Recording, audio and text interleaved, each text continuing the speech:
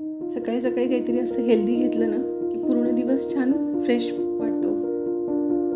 यासाठी एक टमाटा बारीक चिरून घेतला आहे, एक बीट साल काढून बारीक कट करून घेतले, गाजरही साल काढून बारीक कट करून घेतले, मोठं ज्यूसचं भांडं घेतलं आहे मिक्सरचं, थोडे पाणी टाकून व्यवस्थित त्याची पेस्ट बनवून घ्यायची. सूप गाळायच्या गाळणीने ही गाळून घ्यायचे. तुम्हाला जितके ग्लास ज्यूस बनवायचे तेवढे पाणी ॲड करून ज्यूस बनवून घेऊ शकता. हा जो गर उरलेला आहे यापासून आपल्याला पराठे बनवायचे, तर टाकून द्यायचं नाही आहे. यात चवीनुसार थोडे सेंदो मीठ आणि मिरेपूड टाकून, तुम्हाला थंडगार हवं असेल तर एक एक बर्फाचा कडा टाकून ज्यूस घेऊ शकता. हे बीट गाजराचे ज्यूस घेऊन आपण पराठ्यांना सुरुवात करूया.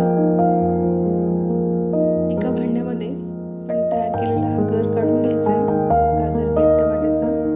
एक वाटीवर गव्हाचे पीठ चाळून घेतले, त्यात मीठ चवीनुसार, धणे जिरे पूड, हळद, लाल चटणी पावडर, अर्धा चमचा गरम मसाला आणि थोडा ओवा टाकलाय क्रश करून. आपण कणिक मळतो तशी कणिक मळून याची बाजूला ठेवून देते. आतल्या स्टफिंगसाठी पॅनमध्ये तेल गरम करून जिरे मोहरी छान तडतडली, 2 मिरच्या हिरव्या मिरच्या बारीक कट करून टाकल्या आहे, एक शिमला मिरची बारीक करून घेतली आहे. व्यवस्थित परतली की त्यात सुके मसाले टाकून घेऊया. लाल चटणी पावडर, हळदी पावडर, धणे जिरे पूड, गरम मसाला. पत्ताकोबी बारीक चिरून घेतली मी, तीही यात मिक्स करून घ्यायची. स्वीटकॉर्न आहेत ते टाकून घेते. यात तुम्ही भाज्या तुमच्या आवडीनुसार, मुलांच्या आवडीनुसार ॲड करू शकता. अर्धा चमचा मिरेपूड आणि चवीनुसार मीठ टाकून झाकण ठेवून आपण ही भाजी वाफवून घ्यायची. भाजी तयार आहे आपली. थोडी गार करून पराठे बनवायला घेऊया. कढई छान मुरली आहे. गोल पोळी लाटून त्यामध्ये हे बॅटर भरून पराठे करून घ्यायचे. रोज सकाळी नाश्त्याला काहीतरी नवीन हवे असते आणि पौष्टिकही बनवायचे.